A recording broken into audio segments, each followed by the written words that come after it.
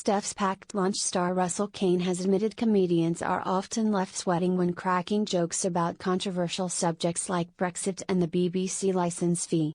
Comedian Russell Kane, 47, has confessed he'd sooner talk about his sex life than make jokes about Brexit or the BBC in an exclusive interview with Express.co.uk. The Steph's packed lunch star made the remarks in an interview about losing his virginity,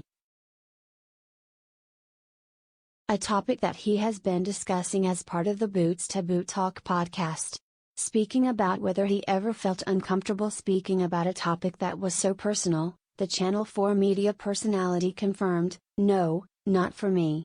The more taboo or rude or filthy or awkward the subject, the more obvious it's home territory for a comedian. The only time a comedian is nervous is after speaking about Brexit or Prince Andrew or the BBC or something like that," he continued.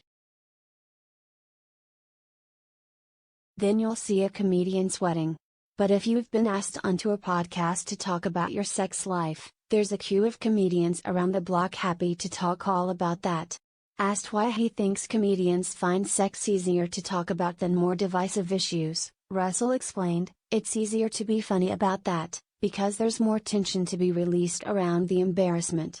So it's a bit of a home gig for a comic. Just saying the word "e" out loud is funny, let alone saying it with any sort of depth or meaning and emotion around it. So yeah, I think anything like that. The way comedy works is that there's tension between what you expect is going to happen and then what actually happens," he continued. The most basic comedy of course being slapstick. When you expect someone to walk that way but they slip that way and the discrepancy produces laughter, it's like an electrical activity. So the next best thing is to talk about SG, that's always funny, he laughed. Russell also discussed how humor can be used as a tool to make people open up about more serious subject matters. What I'm realizing more and more, particularly with men, is that humor is underused when discussing serious topics, he explained.